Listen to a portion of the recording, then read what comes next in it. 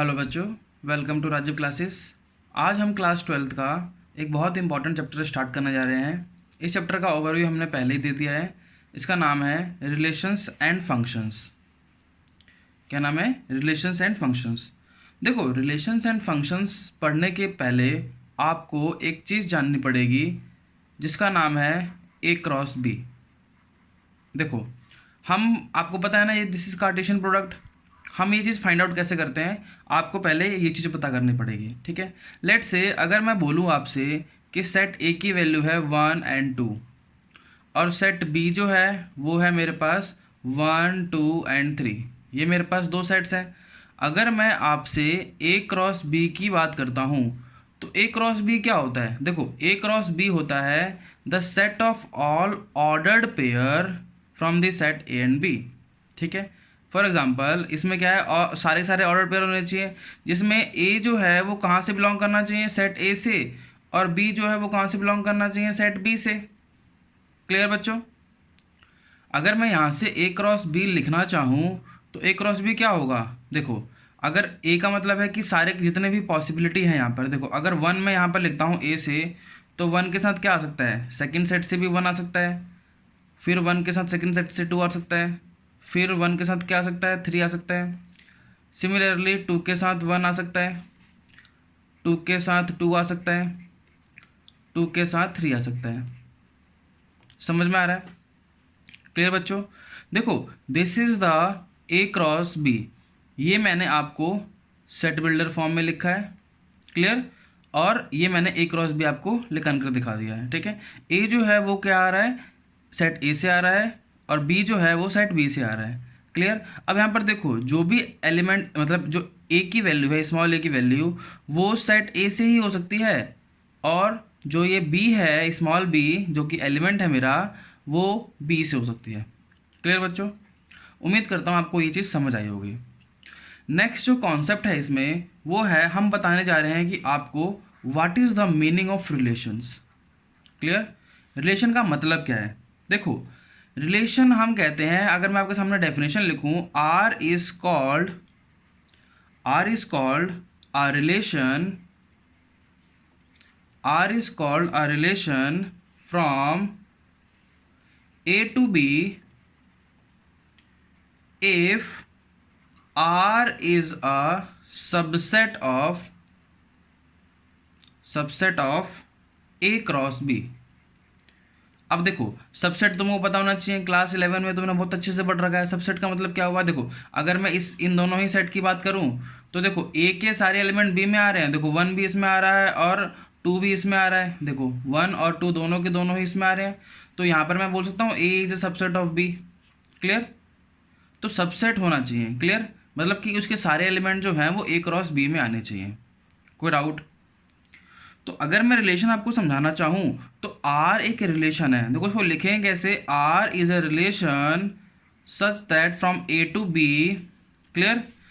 तो आर के अंदर जितने भी एलिमेंट्स आने वाले हैं, क्लियर, जो भी इसके अंदर आएगा, मुझे नहीं पता क्या क्या आने वाला है, ठीक है, तो आर जो है वो सबसेट होना चाहिए किसका? ए क्रॉस बी का। कोई डाउट? क्लियर? अब मैं इस चीज़ को आपको एग्जाम्पल के थ्रू समझाना चाहता हूँ। ठीक है, देखो एग्जाम्पल के थ्रू कैसे लेंगे। देखो, अगर मैंने अभी आपको बताया कि आर जो है वो सबसेट होना चाहिए किसका? ए क्रॉस बी का। क्लियर? अगर मैं यहाँ पर देखो, अगर मैं आपके सामने एक एग्जाम्पल लेता हूँ, ए की वैल्यू जो है वो है 1 2 3। क्लियर? और आर जो है एक रिलेशन है। R is a relation on A पर आर रिलेशन है। क्लियर? तो आर की वैल्यू क्या डिफाइन कर रखी है? देखो, आर की एक डेफिनेशन दे रखी होगी। आर क्या डिफाइन कर रखा है? A comma B. Clear? A comma B such that A plus B is greater than 10। Clear? मतलब ए कॉमा बी और ए प्लस बी की वैल्यू जो कितनी होनी चाहिए? 10 से बड़ी होनी चाहिए। क्लियर? अब देखो, इसका क्या मतलब है? R is a relation on A. अब आर जो है वो ए का रिलेशन है, तो ए का रिलेशन क्या होगा? इसका मतलब बाय डिफॉल्ट मीनिंग होगा ए टू ए। क्लियर? अब देखो, यहाँ पर मेरा ए क्रॉस बी था, यहाँ पर क्या हो जाएगा? देखो, ए से बी था तो ए क्रॉस बी आया था, और यहाँ पर ए टू ए हो जाएगा बाय डिफॉल्ट, क्योंकि इसने R is a relation on A लिखा है, ए टू बी नहीं लिखा है या ए टू सी नहीं लिखा है, मतलब दूसरा सेट नहीं दिया है। देखो अगर मैं डेफिनेशन बताऊं आपको, देखो यहाँ पर मैंने क्या बताया था, ए टू बी, अगर ए टू बी बोलेगा तो ए क्रॉस बी का सबसेट होना चाहिए, लेकिन इसने ए टू बी तो बोला नहीं है, इसने क्या बोला है, इसने बोला है रिलेशन ए। तो रिलेशन ए का बाय डिफॉल्ट मीनिंग क्या होता है, ए टू ए। क्लियर। तो अगर तुम डिफाइन करना चाहो कि R is a relation from such that A to A, clear, तो आर के अंदर कौन कौन आएगा, देखो अगर आर की डेफिनेशन इसके हिसाब से चले तो अगर ए की वैल्यू 1 लोगे तो बी की वैल्यू क्या होनी चाहिए, बी की वैल्यू तो क्या होनी चाहिए, 10 होनी चाहिए। क्यों, तभी तो इन दोनों का सम क्या आना चाहिए, 11 आना चाहिए ना। तो अकॉर्डिंग टू दिस स्टेटमेंट, इस सेट के हिसाब से तो इसके अंदर कोई एलिमेंट ही नहीं आएगा। क्यों, आर ए की वैल्यू 1 होगी तो बी की वैल्यू को 10 होना पड़ेगा। अब बी की वैल्यू 10 हो नहीं सकती, क्यों, ए जो दूसरा एलिमेंट कहाँ से आता है, दूसरे सेट से, और यहाँ पर दूसरा सेट भी तो यही है। समझ में आ रहा है। देखो अगर मैं यहाँ पर दोबारा लिखूँ, आर जो है वो ए टू बी, ए से लेकर कहाँ तक होना चाहिए, ए तक। तो ए की वैल्यू क्या है, 1,2,3, और कहाँ से कहाँ तक होना चाहिए, 1,2,3, क्योंकि ए की वैल्यू दोनों सेम है। अब इसमें देखो, इसमें अगर मैं लिखूँ यहाँ पर, तो आर जो है वो कहाँ से आना चाहिए, पहला एलिमेंट यहाँ से आना चाहिए। तो पहला एलिमेंट लेट से मैंने 1 बोल दिया, तो दूसरा एलिमेंट कहाँ से होना चाहिए, यहाँ से होना चाहिए। तो यहाँ पर देखो 1 भी आ सकता है, 1,2 भी आ सकता है, 1,3 भी आ सकता है। क्लियर। लेकिन इन तीनों ही केस में a प्लस बी की वैल्यू जो है वो 10 से बड़ी नहीं आ रही है, नहीं आ रही ना। तो इस सिस्टम में क्या हो जाएगा, फॉल्स। क्लियर। फॉल्स होने का मतलब क्या है कि इसके अंदर जो r है वो क्या आने वाला है, r के अंदर जो आएगा वो आएगा मेरे पास 5। क्या आएगा, 5। अब 5 क्या होता है, देखो अगर मैं 5 की बात करूं तो 5 क्या होता है, 5 is an element which comes in the every set. Clear बच्चों। अब देखो, अब मैं दूसरा रिलेशन बताता हूं। अगर मैं दूसरा रिलेशन डिफाइन करूं, R is a relation such that, set same ही है। क्लियर। यहाँ पर क्या है, A comma B such that A plus B is less than 10। अब देखो यहाँ पर पॉसिबिलिटी आपके पास बन जाएगी। अब देखो आर के अंदर कौन कौन आएगा, ए की वैल्यू 1 होगी तो बी की वैल्यू भी 1 हो सकती है। क्यों, दोनों का सम 1 से क्या है, 10 से छोटा है। आर की वैल्यू अगर 1 है तो इसकी वैल्यू क्या होगी, 2। आर की वैल्यू 1 है तो इसकी वैल्यू क्या हो जाएगी, 3। आर की वैल्यू अगर 2 है तो इसकी वैल्यू क्या हो जाएगी, 1। आर की वैल्यू अगर 2 है तो इसकी वैल्यू क्या हो सकती है, 2। आर की वैल्यू अगर 2 है तो इसकी वैल्यू क्या हो सकती है, 3। क्लियर। आर की वैल्यू अगर 3 है तो इसकी वैल्यू क्या हो सकती है, 1। और आर की वैल्यू अगर 3 है तो इसकी वैल्यू हो सकती है 2। आर की वैल्यू 3 है तो इसकी वैल्यू भी क्या हो सकती है, 3। समझ आया। तो अब तुम यहाँ पर एक चीज़ देख पा रहे होगे, आर जो है वो यहाँ पर ए क्रॉस ए के इक्वल भी आ गया ना, क्योंकि देखो ए क्रॉस बी ए लिखानोगे यहाँ पर इस वाले केस में, ठीक है, इस सेट के अकॉर्डिंग। क्लियर। अगर इस सेट के अकॉर्डिंग लिखानोगे तो यही आने वाला है। समझ में आ रहा है बच्चों। देखो ये थोड़ा जो मैंने बताया था आपको स्टार्टिंग में ही, ये थोड़ा सा कॉन्सेप्चुअल चैप्टर है, थोड़ा सा अच्छे से ध्यान से समझना, एग्जांपल्स को रिलेट करना। एग्जांपल्स को रिलेट करोगे तभी आपको कॉन्सेप्ट अच्छे से समझ आएगा। क्लियर बच्चों, कोई डाउट। देखो अब यहाँ पर देखो एक चीज़ हमने देखी यहाँ पर कि आर जो है ना वो ए क्रॉस ए आ सकता है, ए क्रॉस ए आ सकता है। तो देखो अगर मैं आपसे बोलूँ कि एक एलिमेंट है ए, एक सेट है ए जिसके अंदर एलिमेंट आ रहे हैं 1 2 3, और एक सेट है बी जिसके अंदर एलिमेंट आ रहे हैं 1 2 3। तो तुम देख पा रहे हो यहाँ पर ए जो है वो बी के इक्वल है ना, इक्वल। तो क्या मैं ऐसा बोल सकता हूँ कि ए जो है वो सबसेट है बी का, बिल्कुल बोल सकता हूँ। क्यों, देखो A is a subset of B का मतलब क्या होता है, ए इसका मतलब ये होता है कि ए के सारे एलिमेंट बी में आ रहे हैं तो यहाँ पर भी आ रहे हैं, ऐसा तो कोई वो नहीं है ना। देखो एलिमेंट जो है एक भी छूटना नहीं चाहिए, चाहे वो बराबर हो जाए बट छूटना नहीं चाहिए। क्लियर।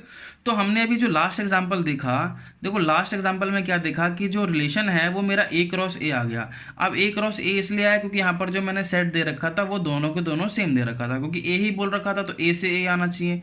अगर बी देता तो मैं ए से बी आता। क्लियर, ए क्रॉस बी आ जाता वहाँ पर। तो अगर if in any case R becomes A cross A, clear, क्या होता है, ए क्रॉस ए, तो हम इस केस में बोलेंगे R is called universal relation. क्या बोलेंगे, यूनिवर्सल रिलेशन। क्लियर बच्चों। अब देखो यूनिवर्सल रिलेशन का मैं दोबारा से डेफिनेशन कर दूं। देखो क्या बोला मैंने कि if every element of set A, every element of set A is related to every element of set A। अब देखो दो बार क्यों लिखा मैंने, every element of set A is related to every element of set A, क्यों? क्योंकि यहाँ पर देखो ए क्रॉस ए लिखाना है आपने, दूसरा एलिमेंट हमारा दूसरा जो सेट है वो भी ए ही था यहाँ पर। क्लियर? अगर अलग होता तो आप क्या बोलते, बी बोलते थे। ठीक है, अभी हम दोनों सेम सेट ले रहे हैं तो हम एक ए से ए ही लिख रहे हैं। ठीक है, under the relation R, clear, then R is called universal relation. Clear बच्चों? R is called universal relation. ठीक है, तो यहाँ पर हम R को क्या बोल सकते हैं, R is a universal relation that is A cross A। समझ में आया बच्चों?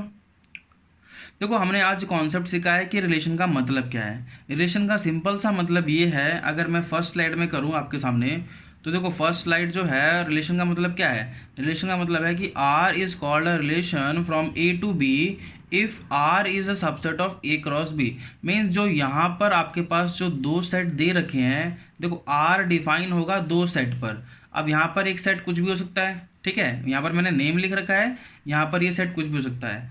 टू, यहाँ पर मैंने नेम लिख रहा है, यहाँ पर वो दूसरा सेट कुछ भी हो सकता है। ठीक है, तो इन दोनों सेट का मान लो this is A and this is B, अगर आप इन दोनों का ए क्रॉस बी निकालते हो तो जो भी ए क्रॉस बी के अंदर जितने भी एलिमेंट्स होंगे, आर जो होगा वो उसका सबसेट होगा। अगर ऐसा नहीं है तो आर रिलेशन नहीं हो सकता। क्लियर बच्चों? आर रिलेशन नहीं हो सकता। ये हमारे रिलेशन की डेफिनेशन होती है।